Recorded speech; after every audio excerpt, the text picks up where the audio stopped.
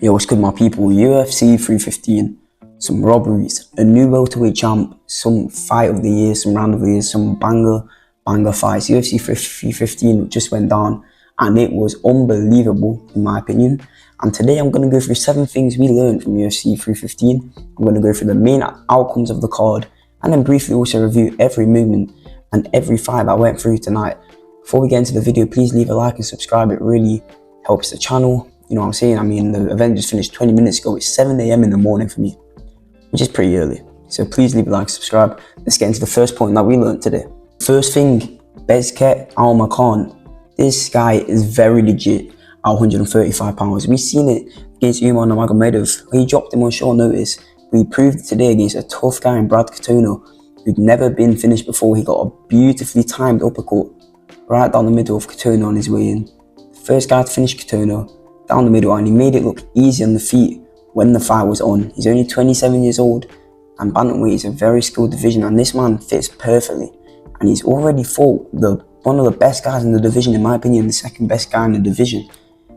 On his first fight in the UFC, he's already got the experience. He knows the level that he needs to get to the best, and that's a big advantage over other guys in the bantamweight division. He knows what he needs and what it's like to be the best in the division, and this guy's a big prospect to look out for. 135. Number 2, the second thing we learned, Jasmine Jasudavicius, and we learned that she needs that number 1 contender fight. She absolutely melted Jessica Andrade. She was snapping up head kicks, flying up 1-2s when she was out striking her briefly on the feet before securing a beautiful takedown, lifting her up, slamming her on the ground, landing some short shots on the ground, and then instantly securing that rear naked choke from Mallot. It was beautiful. She's now beaten the title challenger last time out, a former champion, Jessica Andrade. She's been staying active. She's looked unbelievable. She's 36 years of age though. She's not a prospect like a lot of you guys think. But you know, she needs that shot quick. She needs the number 1 contender fight. I think Alexa Grasso or Manan Fiorit, of course the losers of tonight's main event and the featured female fight. And that's it for Jasmine Jasudavicius. Next thing, Mr. Mallot. I think this guy reminded us today he is one of the best non-ranked welterweights around. He outworked Radke in the first with the kicks and the combos, and then wasted no time in the second. The first he was patient because Radke was playing that game as well. But the second hit, Radke wanted to trade and he traded as well. They went in, they traded left hooks, but Mallot got the angle, he got the positioning and landed a beautiful left hook, way more brutal than Radke's, way more better, and he followed it up with headshots that had Radke's head bouncing off the canvas like a ball. And it's a great win for him at home, back in Canada, and he definitely deserves a ranked fight at 170 pounds. I'm not sure against who, but I think he deserves that. Beautiful finish. Point number 4 is on Natalia Silva, and I think she is the next flyweight champ. She completely outclassed Grasso. She stayed in the kicking range and absolutely pieced it up. Grasso could not plant her feet, she couldn't get going. And the second round, Natalia kept that up. And the third round, she added the hooks in. It was beautiful. Grasso was trying to move in with the double jab. She wasn't letting. She was staying on the range, exploding, getting back down. Grasso came in. She dropped the hook. The movement was beautiful. Grasso did not know how to get going at all. And she's a big problem at 125. We've known her for a while now. She's like 7-0 in the UFC now. She got a good resume on her and a win of a number 1 ranked Grasso, which puts her at number 1 herself. That is exactly what she needs. And she will beat Shevchenko, who I think is on her way out. I mean, she looked good against Fiorit, but that was a very close battle, and she beat the fuck out of Grasso, and I think she's definitely the next champ in the division at the 125 pound flyweight division. And the next point is the one that I'm really angry about, to be honest. Jose Aldo versus Aimen Zahabi. The UFC have completely wasted Jose Aldo. This man retired after that loss to Marab. He came back, and instead of the UFC being grateful and putting on fun fights, giving him the Cejudos, the Rob Fonts, the Dominic Cruz, he has been fed to the prospects. I know Zahabi isn't really a prospect. He's 37 years of age, which is kind of crazy. I thought he was a prospect as well. He's been fed to Martinez, Bautista, and Aimen Zahabi. These are all up-and-comers in the division. And he beat them all, and he got robbed in the last 2. And now he's gone. Now he's retired. It's embarrassing from the UFC, and it's also consistently embarrassing from the judges to disrespect a legend and give him these bad decisions. I've also got Zahabi there because I don't think it was a robbery. It wasn't that brutal. The first round was definitely Aldo's. He was exploding, staying patient, but mixing the targets. Zahabi nearly found the timing at the end of the round, but Aldo held on to that round. The second round was closer, and the judges gave this one to Zahabi. I think this was clearly Aldo's round, landing the cleaner shots, doing more with the hands. And the third round was Zahabi's. Aldo nearly finished Zahabi. That was crazy, and he was completely out of it. I was biting my nails. I thought Aldo was going to get knocked out cold, but he survives. I thought it was 29-28 Jose Aldo, but all the judges scored that second round for Zahabi, which really shocked me. But I don't think it's Zahabi's fault. Of course it's not his fault. There's nothing he can do about it. It wasn't a horrendous robbery, but it was quite a bad robbery. And now the 6th point onto the main event, Jack Della Maddalena. I didn't know it. I made a whole video on why Bilal was going to destroy him. But this guy is the real deal at welterweight at 170 pounds. Bilal Muhammad wasn't on his best game. He could have done more, but JDM shut him down. You cannot take anything away from Jack Della Maddalena.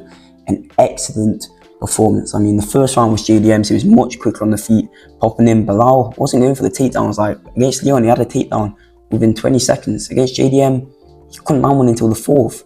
Bilal had his moments in the round. JDM took it.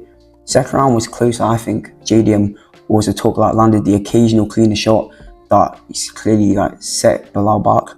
The third round, Bilal stayed way more active, and I think Bilal won that round. JDM it looked like when JDM was hitting, he was hurting Bilal way more, but Bilal was landing more, and that's like the sticky thing. I thought Bilal took the third, and then the fourth round was clearly Bilal Muhammad's. That was his best shots. He started working the grappling. He was getting in as JDM looked to slow down. But the fifth round, the best round of the fight, a very fun round. JDM got the energy back and he just flew at Bilal Muhammad. I thought he was going to finish him. It was an excellent fight. Guys can't still be calling Bilal Muhammad boring in 2025, respectfully. It was an excellent performance, an excellent fight of the night. But definitely JDM with the win. I had it 48-47, JDM 3-2. I really wanted Bilal to win, to be honest. I wanted Islam and Topuria, but Bilal wasn't out of it until the fifth round.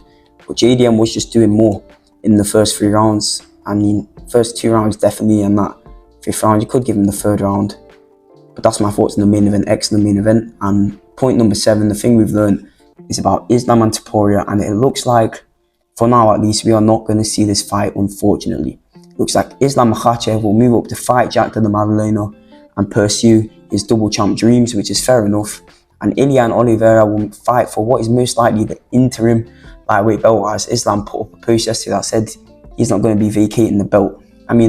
People are going to be stressing about this, but if you think about it, Islam could move up to welterweight, he could win that belt, or he could lose that belt. Especially if he loses, but even if he wins, if he comes back to lightweight just once, we could still get Topuria as Makhachev as the defending champ and Ilya as the interim champ. And that would be even bigger than what it is now. But it depends, does Islam want to keep cutting to 155? It's a very big lightweight, or is he going to permanently stay at 170? I'm not sure, because Bilal's still in the mix there. But yeah, that's the thoughts on that. And that's the 7 points we've learned. But there was other fights on the cards. This was a well-rounded card. So let's get into what else went down. Meanwhile, on this card, Daniell Santos dominates. That first round between Daniell Santos and Jeong Lee, I've actually smashed the pronunciation there, especially at 7 a.m. That first round was amazing. They were both throwing down. They were both hurt. But Daniell Santos, the shuttlebox prospect, he took the safe route.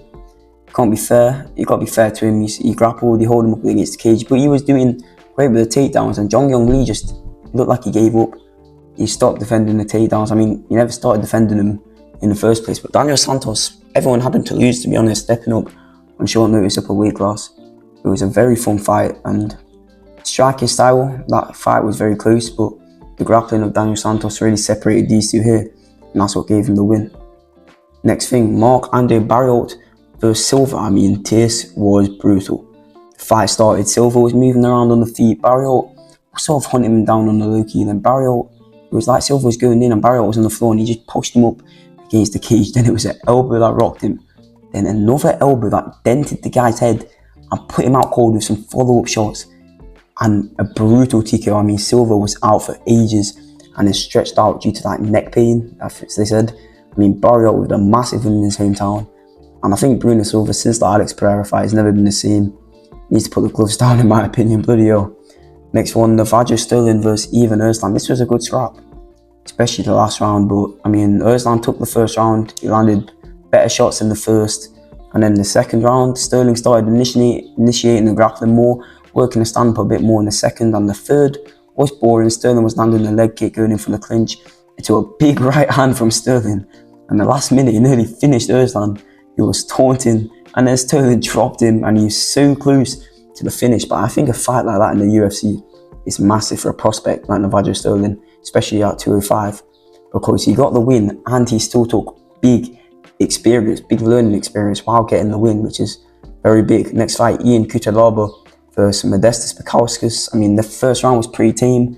Cutelaba was definitely outworking him and outthrowing him. He was attacking the spinny body kick on multiple occasions, and there was decent exchanges, but not much. Yeong was doing way more than Modestas throughout the fight, and Modestas was not doing enough. He thought he was winning the fight, and apparently the judges thought that too. How has Modestas Bukauskas won this decision? Cutelaba was beating him up pretty bad. I mean, he was outstriking him, he was outworking him. And then Bukauskas, I like Bukauskas, you know, he changed the basketball. I like that win over Rafael Sakhera. You know, he's a good fighter, but he has to stay humble. He said he definitely thought he won that fight. I mean, he could have given him round 2, but he just couldn't have given him round 2. Round 3 was his, but that was a 29-28 Yeong Cutelaba, definitely. Next thing, Benoit St.Denis versus Prepolec. We all knew how this was going to end. St.Denis was going to finish him. We didn't know how. Ended up being a second round arm trial. But fair play to Prepolec. He defended himself. He put up a fight. He didn't look awful, but St.Denis dominated him with grappling in the first, tried multiple submission attempts, and you know he got the rear naked choke. Come on guys, allow me, 7 AM. You know he got the rear naked choke at the end of the round. But Prepolec survived. Some decent ground and pound as well in that round. But the second round, that's where it was. Prepolec was landing nice shots, but then St.Denis just got him up against the cage. Elbows, triple elbow, a knee, and he took him down, instantly transitioned into the arm triangle and got the tap. Excellent performance from St.Denis, but can't really judge. I mean, it's against a bum, but you know, fair enough. Prepolec taking the fight. I mean, St.Denis, I think his stock, maybe people have been reminded what he's capable of, but we don't really view him differently. Maybe a Michael Chandler, or just rebook Joel Alvarez next, to be fair. And then your co-main event, Valentina Shevchenko versus Manan Fiorit. A lackluster fight, you know. First round went to Shevchenko, he was landing the right hands and he was outstriking. She was outstriking a very flat Manan Fiorit. We couldn't get going, and it was a big punch that caught her. But then that second and third round, Fiorit made big adjustments and she controlled her on the cage. Beautiful grappling work. Fourth round, Shevchenko, it was a very close round, but then a big knockdown. I also forgot Fiorit threw in a legal knee in the second round. Literally no one on the commentary pointed out, which I thought was disgraceful. Or the referee, I don't know. I mean, I wouldn't be surprised if the referee was asleep. But fourth round, Shevchenko dropped Manan Fiorit. And then fifth round, just securing it. It was a very close fifth round, but I think that was the right decision to give it to Shevchenko. And that was it. I mean, UFC 315, ladies and gentlemen. I think people were calling it shit, you know. And on paper, it wasn't the best. But that performed, to be honest. I give it an 8 out of 10 as a pay-per-view. I think it wasn't good. I mean, it was good. I mean, there was excellent fights everywhere. Big Canadian wins, big prospects raised out of it, a new welterweight champ. I think it was great, everyone. I think if you enjoyed this video, it's what I think actually. I think, I don't know how many times I'm saying I think you should subscribe, you should like the video, and you should leave a comment and tell me your thoughts on the happenings of UFC 315. Thank you very much for watching. I'm going to go get some good, deserved sleep now after a hard shift of sitting on my couch eating food. Thank you very much. People, shout out, City MMA.